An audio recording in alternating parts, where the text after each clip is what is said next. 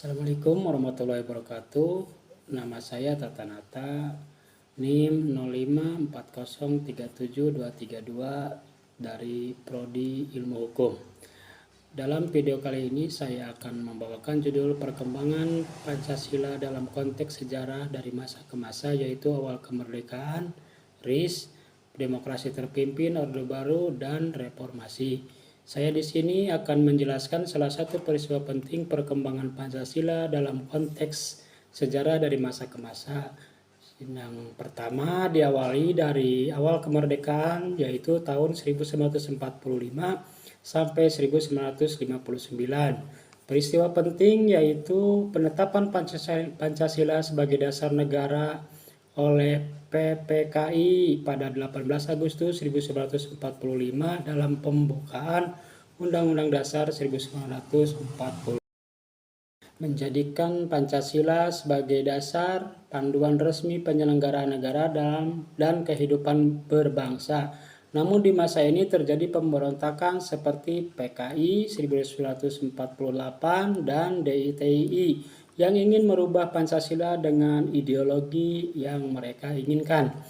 Yang kedua, masa RIS, yaitu tahun 1949 sampai 1950.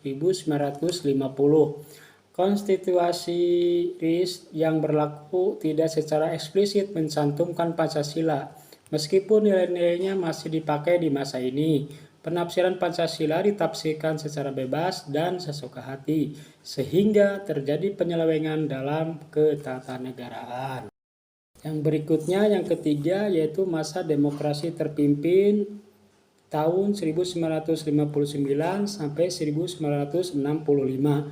Peristiwa penting yang terjadi yaitu adanya Dekret Presiden 5 Juli 1959 yang memberlakukan kembali Undang-Undang Dasar 1945 dan mengembalikan Pancasila sebagai dasar negara Republik Indonesia. Yang keempat yaitu masa Orde Baru, yaitu terjadi dari tahun 1966 sampai 1998. Peristiwa penting yaitu penetapan MPRS nomor 10 1966 yang menetapkan Pancasila sebagai falsafah dan satu. Yang keempat yaitu Orde Baru 1966 sampai 1998. Peristiwa penting yaitu ketetapan MPRS nomor 10 1966 yang menetapkan Pancasila sebagai falsafah dan satu-satunya asas dalam kehidupan bernegara. Yang terakhir yaitu yang kelima, yaitu masa reformasi, diawali dari tahun 1998 sampai sekarang. Peristiwa penting Pancasila diinterpretasikan secara demokrasi, terbuka, dan tidak hanya menjadi alat politik penguasa. Pembahasan yang kedua yang akan saya jelaskan yaitu nilai Pancasila yang tercermin dari perkembangan Pancasila dari konteks sejarah dari masa ke masa. Yang pertama yaitu masa awal kemerdekaan. Nilai yang dominan yaitu persatuan Indonesia dan kemanusiaan yang adil dan beradab, bertujuan untuk mempersatukan bangsa yang baru merdeka dari berbagai suku, agama, dan budaya. Yang kedua, di masa demokrasi liberal, nilai yang dominan pada masa itu yaitu persatuan dan keadilan sosial, yakni Pancasila, digunakan sebagai dasar negara dalam sistem federal. Namun sering terjadi perpecahan akibat berbagai ideologi. Yang ketiga yaitu masa demokrasi terpimpin, nilai yang mendominasi yaitu kerakyatan yang dipimpin oleh hikmat kebijaksanaan dalam permusyawaratan dan perwakilan. Pada masa ini terjadi penyimpangan di mana sila keempat disalahgunakan untuk mendukung presiden dengan mengurangi peran demokrasi. Yang keempat yaitu Orde Baru. Nilai yang dominan yaitu ketuhanan yang Maha Esa dan persatuan Indonesia. Yang keempat yaitu Orde Baru. Nilai yang dominan yaitu ketuhanan yang Maha Esa dan persatuan Indonesia. Pancasila ditetapkan sebagai dasar satu-satunya ideologi negara yang bertujuan memperkuat persatuan dan kesatuan bangsa. Namun pada penerapannya pada masa itu Pancasila bersifat kaku karena Pancasila dijadikan alat untuk membatasi perbedaan pendapat atau kritik. Yang terakhir yaitu yang kelima, masa reformasi. Nilai yang dominan, kemanusiaan yang adil dan beradab, dan kerakyatan yang dipimpin oleh hikmat kebijaksanaan dalam permusyawaratan perwakilan.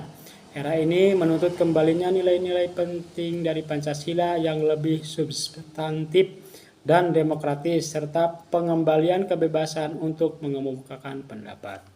Jadi pelajaran yang dapat diambil dari pengembangan Pancasila, perkembangan Pancasila dari masa ke masa adalah: 1. Dari masa awal kemerdekaan dan RIS, terjadi perebutan kekuasaan antara yang ingin menganut ideologi negara lain dengan yang ingin mempertahankan ideologi Pancasila. Yang kedua, masa demokrasi terpimpin, terjadi penyimpangan nilai Pancasila karena dominasi kelompok tertentu dan kurangnya kebebasan berpendapat. Yang ketiga, Orde Baru, terjadi penyimpangan penafsiran penggunaan Pancasila sebagai alat politik untuk membenarkan kekuasaan. Dan yang terakhir yaitu era reformasi. Pancasila diinterpretasikan lebih demokratis dan terbuka serta dilindungi undang-undang sebagai landasan hukum. Jadi relevansi bergenerasi muda saat ini yaitu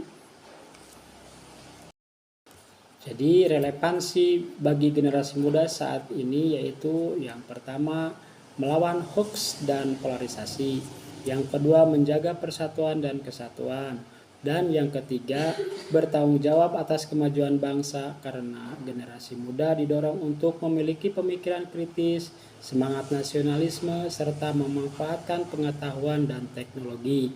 Demikian yang dapat saya sampaikan. Assalamualaikum warahmatullahi wabarakatuh.